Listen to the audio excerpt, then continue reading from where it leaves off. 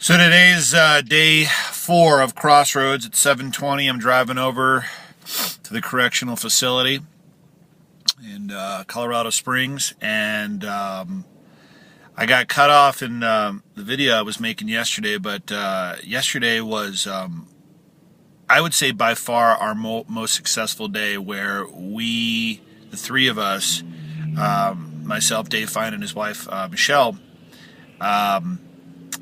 we're really able to develop the trust that's necessary to go further in this program and achieve that transformation, I think, is the key word that we're aiming for.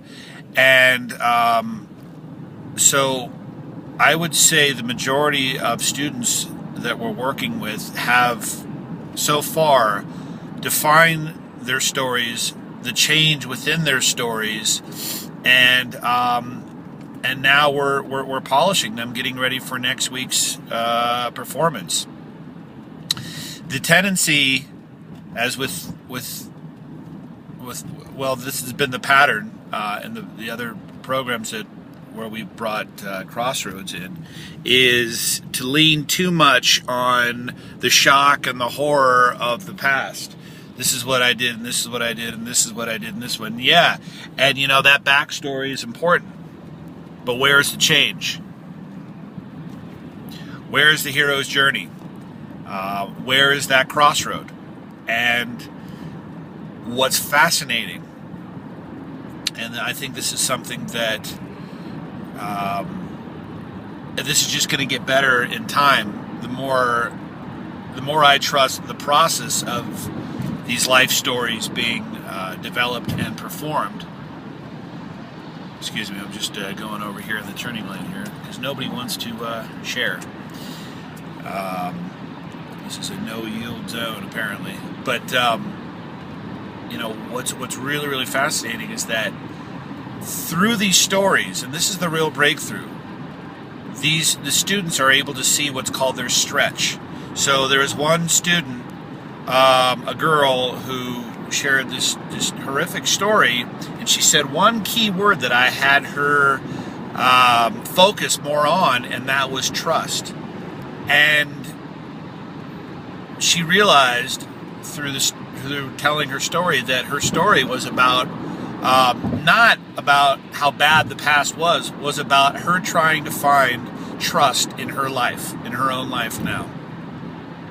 And it was a pretty powerful moment. There was another student that has been carrying around shame and self-condemnation, and the evidence is right on his wrist. He's tried to off himself a number of times. His story is about forgiving himself for his brother's death that he blames on himself.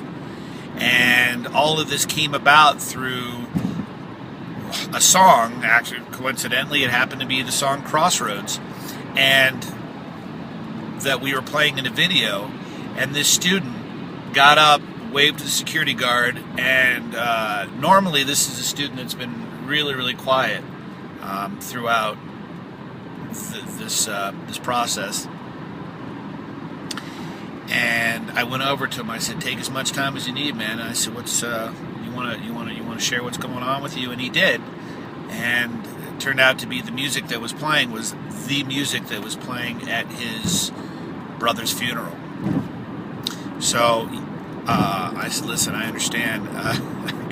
I can completely appreciate how that would be really, really difficult for you to continue. And if you don't feel like you want to at this point, man, absolutely." But at the same time, without pushing him too much, once he was able to calm himself a little bit, I said, this program, what we're doing here, Crossroads, is about using the pain, not about running away from it. And if there's any good at all, that if any good could have come out of your brother's passing, it's to maybe help other kids not go down that road, because both of them were caught up in gangs and drugs and all that stuff that this student was sharing with me, that, here's your opportunity, number one, for you not to go back, but to help other people not to go back through your story. So the student came back and he said, I want to hear that music again. And I don't think he's heard that music since his brother's funeral a number of years ago. And through teary eyes and clenched fists, the student stood up before us and told us his story as the music, Crossroads, was playing. I mean, you can't get any more powerful than that. And that's what we've been experiencing. More and more trust. These layers, this crud, these ideas of self slowly dropping away like old masks. And it's easy to have this sort of crusader mentality when you're doing this stuff, because it feels great. I mean, it does. It feels so wonderful to break through to these guys, to get them to get vulnerable and real and, show up. But I can't predict the future. Nobody can. I can't say that guaranteed through Crossroads program, you will be completely rehabilitated, rejuvenated, and ready to enter society. That's an ideal. That's wonderful. To be able to live this kind of authenticity all the time. But the reality is, what it is. Unless you have some way of sustaining this kind of momentum long after we're out of there, it's incredibly challenging. I mean, we're working on that. But my hope is that if we could just plant one tiny little seed in their heads, create some awareness to get them one step closer away from that road and get them closer to that road,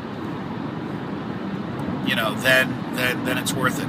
But again, I'm not really thinking too much about the future. I'm thinking about now and working towards this culminating performance that will be next week, where students will perform their life stories, their crossroads, in front of friends.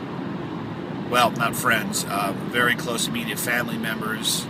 They're pretty tight with security, and the rest of the inmates and faculty members.